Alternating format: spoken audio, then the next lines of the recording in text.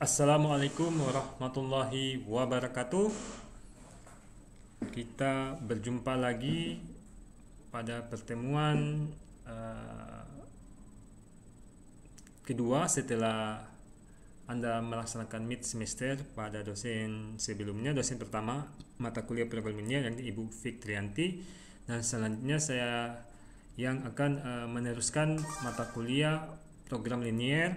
Dan pada kesempatan kali ini yang kita akan bahas atau kita akan belajar bersama atau kita akan kaji bersama yakni metode aljabar. Nah, seperti yang Anda telah ketahui bahwa permasalahan program linier ini banyak cara untuk diselesaikan.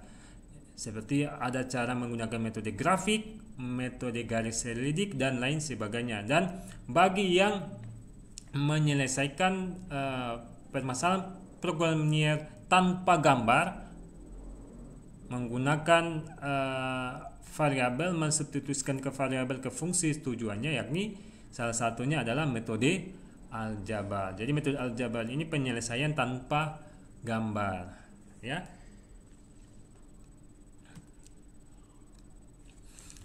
Capaian pembelajaran, mahasiswa mampu menerapkan metode program linier untuk mendapatkan himpunan penyelesaian. Indikator yang dijadikan di sini adalah ketepatan dalam menerapkan metode aljabar, ya. Metode aljabar, materi yang kita akan bahas yakni metode aljabar, kemudian bentuk standar. Karena kenapa? Untuk mengubah untuk menyelesaikan metode aljabar, suatu model matematika, permasalahannya, pembatas atau kendalanya, fungsi tujuannya itu kita ubah ke dalam bentuk standar dulu agar bisa kita selesaikan dengan menggunakan metode aljabar.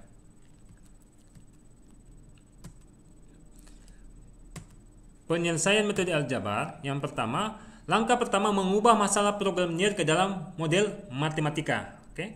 Jadi masalah kita ubah dulu ke dalam model matematika. Yang langkah kedua, mengubah model matematika ke dalam bentuk standar. Nah, dalam mengubah model matematika ke dalam bentuk standar, yang pertama, bentuk pembatas kurang dari atau sama dengan dapat diubah menjadi persamaan.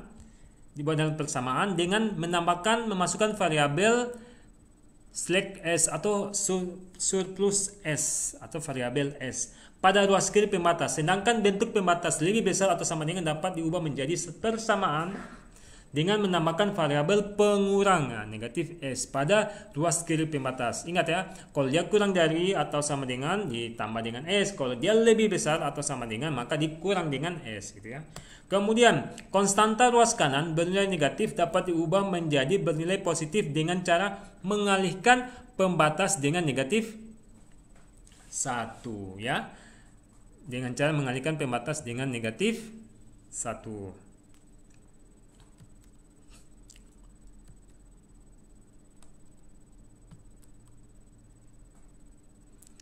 Yang ketiga, menentukan solusi basis, ya. Dalam menentukan solusi basis ada rumus yang ditentukan, yakni NCM sama dengan N faktorial per M faktorial dalam kurung N kurang M faktorial. N banyaknya variabel yang terbentuk, M banyaknya persamaan terbentuk, N sama dengan N faktorial. Persamaan umumnya N dalam kurung N kurang 1 kali dengan N kurang 3 dan seterusnya sampai dengan 1, ya. Kemudian yang keempat, menghitung nilai fungsi tujuan dengan cara memberikan nilai 0 sebanyak N dikurang M variabel pada setiap persamaan. Kemudian substitusikan nilai-nilai variabel ini ke fungsi tujuan Z. Nah, jadi kita ingat ya, N-nya itu variabel, kemudian M-nya itu persamaan. Jadi banyaknya variabel dan banyaknya persamaan itu juga akan mempengaruhi pada langkah keempat, karena sini kita akan menentukan banyaknya variabel yang akan disamakan dengan 0, ya.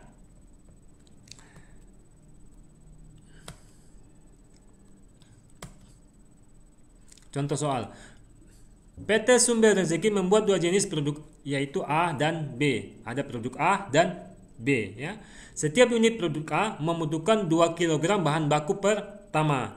dan 2 jam tenaga kerja, dan setiap unit produk B membutuhkan 3 kg bahan baku pertama, 2 kg bahan baku kedua, dan 1 jam tenaga kerja. Kepala bagian produksi memperkirakan bahwa kapasitas bahan baku dan jam tenaga kerja setiap hari paling banyak 60 kg bahan baku pertama, 30 kg bahan baku kedua, dan 40 jam tenaga kerja. Analisis memperkirakan bahwa perusahaan akan memperoleh keuntungan jika setiap produk A dijual seharga 40.000 dan setiap unit produk B seharga 30.000. Berapa unit produk A dan B yang harus diproduksi perusahaan setiap hari agar diperoleh keuntungan maksimal? Nah, jadi ini soal permasalahan.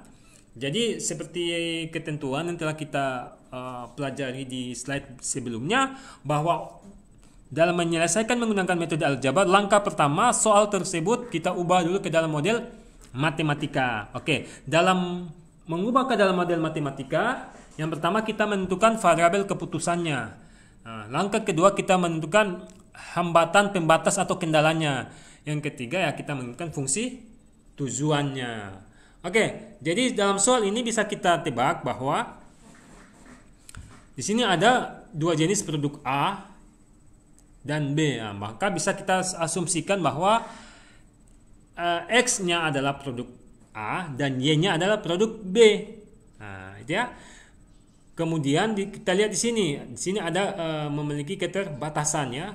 Nah, maka itu masuk dalam kendala atau pembatas. Setiap unit produk A membutuhkan 2 kg bahan baku pertama dan 2 jam tenaga kerja. Dan setiap unit produk B membutuhkan 3 kg bahan baku pertama dan 2 kg bahan baku kedua dan 1 jam tenaga kerja. Bisa kita katakan bahwa ada dua jenis pembatas atau kendalanya, yakni terkait dengan yang pertama terkait dengan bahan baku, yang kedua terkait dengan tenaga kerja, jam tenaga kerja. Yang dimana yang pertama bahan baku pertama itu masing-masing produk A membutuhkan 2 kg bahan baku pertama dan produk B 3 kg bahan baku pertama. Jadi bisa katakan X ya di produk A, dan selanjutnya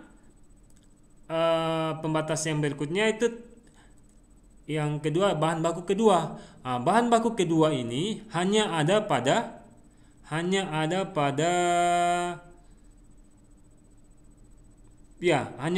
produk B. Sedangkan di produk A hanya ada bahan baku pertama.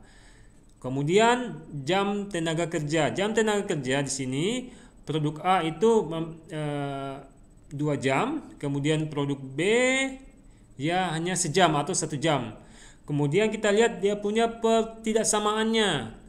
Dia katakan sini, kepala bagian produksi memperkirakan bahwa kapasitas bahan baku dan jam tenaga kerja setiap hari paling banyak 60 kg bahan baku pertama. Jadi bisa kita katakan permasalahan pertama, pembatas pertama pada bahan baku pertama, dia katakan paling banyak. Kalau kata paling banyak berarti tanda ketaksamaan, ketidaksamaan yang tepat adalah tanda kurang dari atau sama dengan. Nah, itu ya. Kemudian 30 kg bahan baku kedua berarti tandanya juga sama, kurang dari atau sama dengan. Dan 40 jam tenaga kerja tandanya juga sama, kurang dari atau sama dengan. Analisis memperkirakan bahwa perusahaan akan memperoleh keuntungan jika setiap produk A dijual seharga 40.000 dan setiap unit produk B seharga 30.000. Berarti fungsi tujuannya ya, bisa kita katakan karena mencari keuntungan berarti Z sama dengan Z max sama dengan Z maksimal ya sama dengan 40.000 X ditambah dengan 30.000 Y, karena A itu kita misalkan dengan X, produk A, produk B kita misalkan dengan Y ya. Oke. Ini tadi ya menentukan variabel keputusan ya, misalkan X sama dengan produk jenis A, Y ya produk jenis B, produk C produk A dan B bersifat non negatif variabel. Nah, secara matematis dapat kita tulis X dan Y lebih besar atau sama dengan 0. Dia harus positif. Setelah variabel keputusan yang sudah, kemudian menentukan pembatas seperti yang kita singgung tadi, saya sudah singgung tadi, hanya ada dua, bahan baku dan jam tenaga kerja. Bahan bakunya dua. Ada bahan baku pertama di mana produk A membutuhkan 2 kg bahan baku pertama dapat ditulis dalam bentuk matematis ada 2x. Produk B membutuhkan 3 kg bahan baku pertama dapat ditulis dengan 3Y. Banyaknya bahan baku pertama per hari paling banyak 60 kg ditulis kurang dari atau sama dengan 60. Persamaan 1 sampai ke 3 secara matematis dapat dituliskan 2x tambah 3Y kurang dari atau sama dengan 60. Ini pembatas yang pertama. Kemudian bahan baku kedua. Produk B membutuhkan 2 kg bahan baku kedua dapat ditulis dengan 2Y. Kemudian banyaknya bahan baku kedua per hari paling banyak 30 kg ditulis dengan kurang dari atau sama dengan 30 ya. Karena ya, sesuai soal tadi bahwa produk bahan baku kedua hanya ada pada produk B ya. Sehingga secara matematis dapat ditulis 2Y kurang dari atau sama dengan 30. Ini pembatas yang kedua.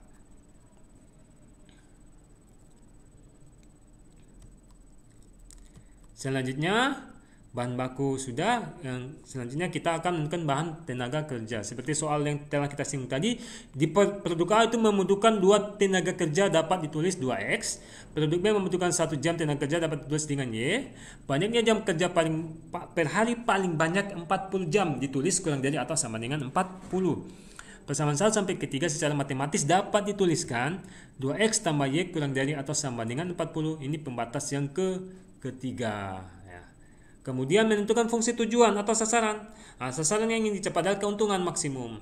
Seperti yang telah saya singgung tadi bahwa produk A dan B itu kita asumsikan X dan Y, sehingga secara matematis nilai fungsi tujuan dapat dirumuskan sebagai berikut. Z max sama dengan 40.000 X tambah 30.000 Y. Maka secara keseluruhan model matematikanya adalah fungsi tujuan sama dengan Z max 40.000 X tambah 30.000 Y, pembatas 1, 2, 3, kemudian syarat variabelnya X dan Y lebih besar atau sama dengan 0. Oke, langkah pertama kita telah selesaikan soal, kita ubah ke dalam bentuk matematika. Sekarang model matematika ini kita ubah ke dalam bentuk standar. Sesuai dengan syarat yang bahwa untuk mengubah model matematika dari masalah perekonomian ke bentuk standar, karena tadi pembatas semuanya bertanda kurang dari atau sama dengan, maka setiap pembatas atau kendala itu masing-masing kita tambahkan dengan variabel S. Karena menggunakan tanda apa? Kurang dari. Kalau tanda lebih dari atau sama dengan ya kita tambah dengan negatif S ya. Pembatas yang pertama 2x tambah 3y kurang dari atau sama dengan 60 menjadi 2x tambah 3y plus, tambah dengan S1 sama dengan 60. Pembatas kedua 2y kurang dari atau sama dengan 30 menjadi 2y tambah S2 sama dengan 30. Pembatas yang ketiga 2x tambah y kurang dari atau sama dengan 40 menjadi 2x tambah y tambah S3 sama dengan 40. Dari persamaan 1 sampai ke 3 bentuk standar dari masalah program linear adalah ini. Fungsi tujuan Z max 4x tambah 3y ditambah, karena ada 3 kali penambahan maka penambahannya itu ditulis 0S1 tambah 0S2 tambah 0S3. Ingat satuannya ini dalam satuannya 10 ribuan karena X 40.000 X dan 30.000 Y. Kita sederhanakan menjadi satuan 10 ribuan ya. Kemudian pembatasnya menjadi 2x tambah 3y tambah S1 sama dengan 60, 2y tambah S2 sama dengan 30, 2x tambah y tambah S3 sama dengan 40. Maka syarat variabelnya x, y, S1, S2, S3 lebih besar atau sama dengan 0. Karena syaratnya non negatif, variabelnya non negatif, harus positif. Jadi bisa kita katakan ada 3 persamaan dan ada 5 variabel ya. Jadi inilah bentuk standar dari soal PT sumber rezeki tadi ya.